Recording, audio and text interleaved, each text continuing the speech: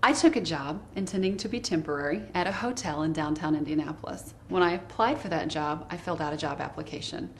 The front desk clerk politely asked me to have a seat and wait for personnel, and he took the job application and he put a front and back copy of it in his duffel bag, and off my identity went. My identity ultimately ended up in the hands of a gang ring who used it in multiple states for multiple purposes. It started out as $10,000 worth of charges, which I immediately discovered on my credit. It also led to a house in the low-income housing districts and collecting Social Security in my name, and ultimately I needed to be issued a new Social Security number by the federal government, which began another journey of re-information assignment in conjunction with my identity. It was not a pleasant experience.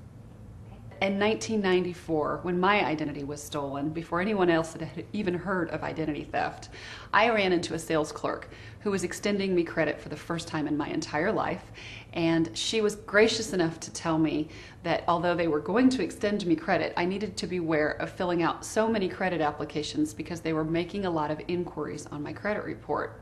I immediately got a copy of my credit report to make sure that if my instinct was correct, which is that something was wrong, I knew it as soon as possible.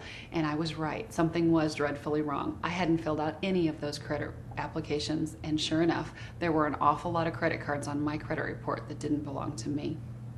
It was a difficult time in the mid-90s to deal with identity theft because nobody had heard of identity theft, and we did not have the tremendous wealth of resources that we have now to deal with identity theft and address it in the manner that it needs to be addressed. I was lucky because my case happened to involve multiple addresses. That meant drop shipments of packages involved mail fraud, and the United States Postal Inspection Service was able to work with me through many, many months of agonizing, frustrating going back through every single thing that I had done, retracing all of my steps to try to figure out where did I do this? How did I cause this foolishness to begin to occur? And you begin examining the relationships that you have in every possible way. Is this the person that stole my identity? Where did this happen? Ultimately, it turned out that that coworker happened to leave behind a fingerprint on a check out of my checkbook that had come from the employee break room, and I happened to have that canceled check. And ultimately it led to the break in the case that we needed to be able to discover exactly what had happened with my identity. Many people aren't so fortunate that they get to find out who stole their identity, but they are fortunate because there are a tremendous amount of wonderful resources now available to solve this problem.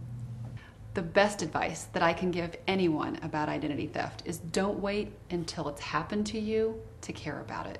You have information that you should guard on a daily basis about yourself and your loved ones.